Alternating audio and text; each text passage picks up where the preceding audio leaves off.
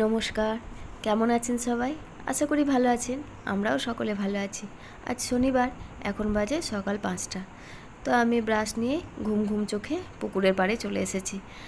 ও এসেছে অনেক আগেই, ও 4টের সময় এসেছে। যখন এরা জাল নিয়ে আসে তখনই ওকে ফোন করেছিল, তখনই ও চলে এসেছে। আমি এখনই এলাম, আমার শরীরটাও আজকে ভালো নেই, প্রচণ্ড ঠান্ডা লেগে আছে, ওই জন্য পরে এলাম। আর আমি যখন আসি তখন দেখি দুবার জাল টানা হয়ে গেছে। আমি এসেই তো হাঁড়িটা প্রথমে দেখলাম, তো দেখি একটাও মাছ নেই। তো ওদেরকে জিজ্ঞেস করলাম মাছ কোথায়, তো ওরা বললো এখনও পাইনি। তো ওরা এখন মাছ ধরুক, চলুন আমি ওই দিকটায় একটু ঘুরে আসি। দেখছেন তো আমাদের মাঠে কত সুন্দর ভুট্টা হয়েছে, চারিদিকটা সবুজ, আর মুকুলও চলে এসেছে ভুট্টাতে। আর কিছুদিন পর ভুট্টাও ধরবে। আর ভুট্টা খাওয়ার থেকে মানে দেখতে ভালো লাগে বেশি ওই টিয়া পাখিগুলো। আর কয়েকদিন পর থেকে এই মাঠটায় এত টিয়া পাখি আসবে, আমি তো ছাদ থেকে বারে বারে খালি দেখি, এত ভালো লাগে। তাও তো ঝড়ে নষ্ট হয়ে গেছে অনেক গাছ, না হলে আরও হতো। তো ওইদিকে ভুট্টা গাছ দেখছিলাম, তারপরে শুনতে পেলাম যে একটা মাছ পেয়েছে, তাই দেখে আমি এইদিকে ছুটতে এসেছি। দিয়ে আমার চিৎকার শুনে ওরাও শুদ্ধ হাসছে, যে আমি বলছি বড় মাছ দেখি দেখি, তো একটাই মাছ পেয়েছিল, বেশি মাছ পাইনি। তো ওরাও বলছিল এই গাছগুলো কাটতে হবে, নাহলে মাছ হবে না। আর শুধু পুকুরটায় পাতা উঠছে, এক জাল করে পাতা উঠছে।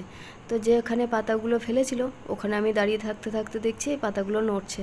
তো পাশের এই বৌদিকে বললাম যে বৌদি এখানে বোধহয় কিছু আছে, নড়ছে। তো কাঠি দিয়ে কুচি কুচি তো এই মাছগুলো বের করলো। তো আমাকে বলছিল বৌদি নেবে, তো আমি বললাম না, নিয়ে যাও তুমি, তোমার হাঁসকে খাইয়ে দাও। তো আমি হাঁড়িটা দেখলাম, দেখছি এই দুটো মাছ বড় পেয়েছে, আরও ছোট ছোট দুটো পেয়েছে। তো আমি তাড়াতাড়ি তো বাড়ি চলে এলাম, কারণ মাছ দেখতে লেগে আমার রান্না করতেও দেরি হয়ে গেল। তাড়াতাড়ি নাইটিটা ছেড়ে আমি কাঁচা নাইটি পরে রান্নাঘরে চলে এসে সবজিগুলো কেটে নিলাম। আর এই দইটা কালকে রাত্রে এনেছিল, দইটা ফেটিয়ে রাখলাম। আর এখানে লালতে শাকটা বসিয়ে নিলাম। আজ অনেকটাই দেরি হয়ে গেল। আর এসে দেখি তখনও মাছটা মরেনি, মানে খাপি খাচ্ছে। আমি ওকে বললাম মাছটা বাজার থেকে কেটে নিয়ে আসো। জানেন তো আমি এই বাঁচা মাছ কিছুতেই কাটতে পারি না, আমার কেমন জানি মনে হয় ওই বাঁচা মাছকে বটিতে গলা বসাতে কেমন একটা লাগে, অস্বস্তি করে। তো কিছুতেই মরছে না। তো ওকে বললাম, ও আবার বাজার নিয়ে গেল কাটতে। এদিকে আমি ওই দইটা ফেটিয়ে রেখেছিলাম, ওই দইটা দিয়ে দই পটল করে নিলাম। ও কালকে রাত্রে দইটা নিয়ে এসেছিলো। তা আমি বললাম কিসের জন্য দই এনেছো, তো ও বললো কালকে মাছ ধরবে না, দই কাতলা খাবো, ওই জন্যই। দেখুন দই কাতলা খাবো বলে দই আনলো, অথচ মাছই পেলো না। ওই বেশি আশা করলে যা হয়, কালকে থেকেই প্ল্যান করেছিল দই কাতলা করবে, আর এ বাড়িতে দেবো ও বাড়িতে দেবো, আর যা থাকবে সব বিক্রি করে দেবো।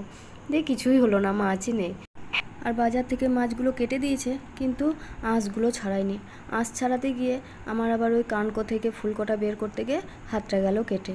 তারপরে তো স্নান করে চলে এসেছে, ওকে তাড়াতাড়ি ওই কড়াই থেকেই টমেটো মাছ করেছিলাম, গরম গরমই তুলে দিলাম, ও খেয়ে বেরিয়ে গেল।